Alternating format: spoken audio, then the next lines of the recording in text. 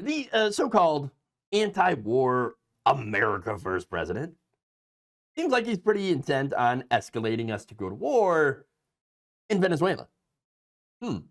Now, the Trump administration has, of course, unilaterally bombed at least 7 fishing boats in international waters, claiming that they were drug boats. What's their evidence for that? Eh, just trust us, bro. We say it's a drug boat, it's a drug boat. But other than that, other than your word, which doesn't mean jack, what's your evidence? Don't have any. Now, that said, these strikes have killed people. The first strike killed all 11 people on board the ship. In the week that followed, at least 6 more boats were hit, raising the death toll to over 27 people. 27 people that were just flat out murdered, even though we don't have evidence that they did anything wrong. And they could have been fishermen, for all we know. Doesn't matter. Now, Trump, of course, has been called out by a group of UN experts who had labeled this as quote-unquote extrajudicial executions, which seems pretty accurate. Now, Trump's repeated threats against Venezuela, they say, violate the fundamental international obligations not to intervene in the domestic affairs or threaten to use armed force against another country. Look, I wish I could say that this is unique to Donald Trump, but it's not like we haven't done the same thing to other countries, especially in the using the excuse of drugs, the drug war. I mean, Ronald Reagan, all that. I mean, even President Obama with the drone strikes, the kill lists that he had, extrajudicial killings, okay, via drone. Still just as illegal as what Trump is doing now, and still just as bad. Now, that said, the trio of experts, okay, warned that Trump's belligerence represents an extremely dangerous escalation with grave implications for peace and security in the Caribbean region. According to a report in Common Dreams, the statement from the UN Special Rapporteur on extrajudicial executions, expert on the promotion of a democratic and equitable international order, and Special Rapporteur on the promotion and protection of human rights and fundamental freedoms while countering terrorism, came amid growing alarm over Trump's actions and posturing against Venezuela. Now, you might not be aware of all this with everything that's going on. Let's be honest. There's a information overload. There's a lot of news. There's a lot of things going on. Pretty much at all times. It's really difficult to keep up with everything. But this is important. Earlier this month, Donald Trump had authorized secret CIA operations within Venezuela. We don't know any details. What's the CIA doing there? What are they doing? Are they going to try to assassinate Maduro? I don't know. I don't know. All I know is that Venezuela, they haven't done anything to us. Okay? They're not a threat to the United States. The United States is the threat to Venezuela. And you know what? Trump is escalating that threat because he has already gathered an unusually large force in the Caribbean, consisting of around 10,000 troops, at least 8 warships, and a squadron of fighters.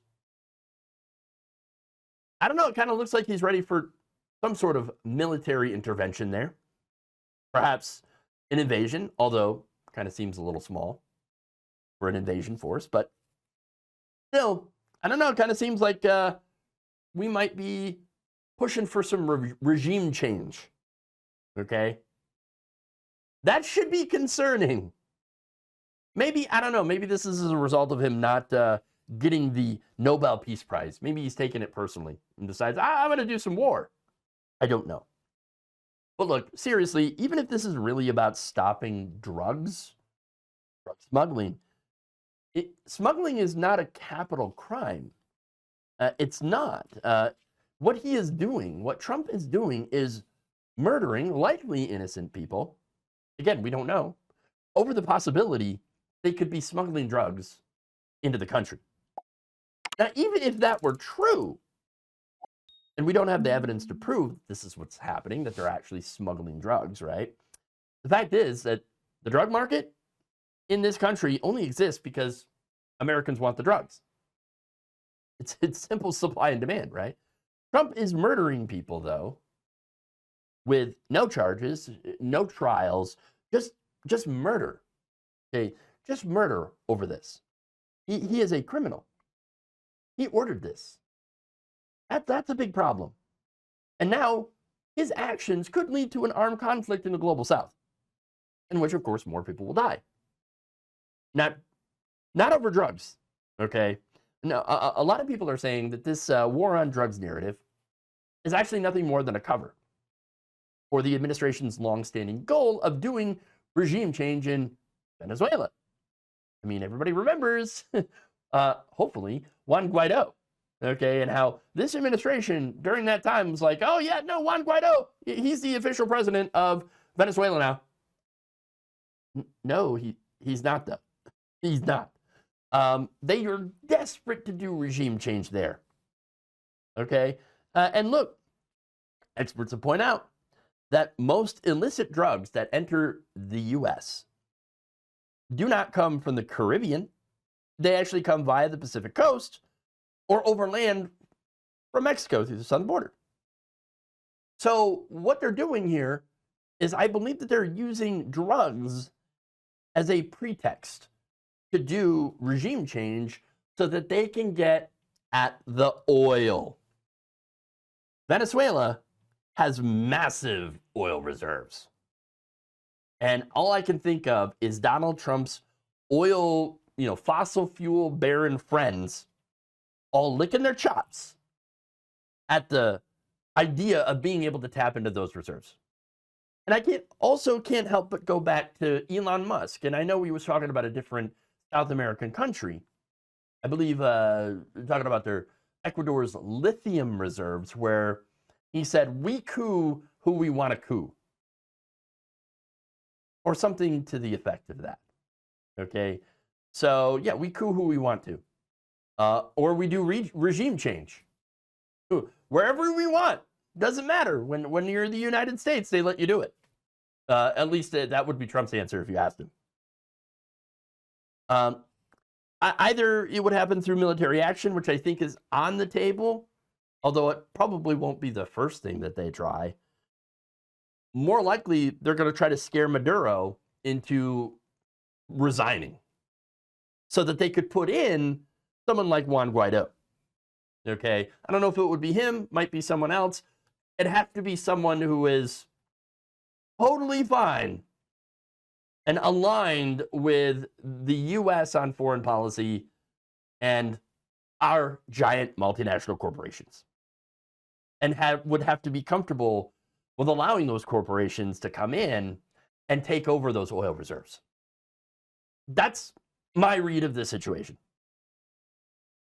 Now, my question here, okay, is that if this is the case, then where is the anti-war MAGA? I mean, you guys made a big deal about, oh, yeah, no, we support Trump because we don't like war. You see, we're against war. We don't want to go fight foreign wars. Okay, well, where are you guys? Where are you? Why are you not speaking out against this military buildup? Do you not actually care? Because what, it's Venezuela?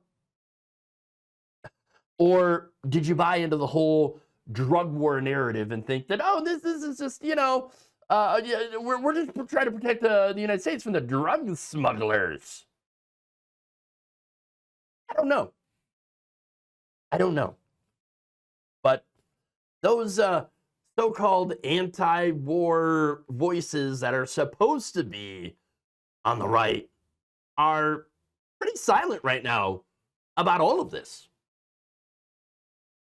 Which kind of shows you that I don't really think that they care too much about opposing wars. Thank you for watching. If you enjoyed this video, please like, share, subscribe, hit the bell icon in order to get notified whenever a new video is released. And if you want to support independent, progressive media through this difficult time where it seems like everybody is shutting down, you can become a member on our YouTube page, you can become a subscriber on Facebook, or you can go to my Patreon. It's patreon.com/Jeff Waldorf. Thank you.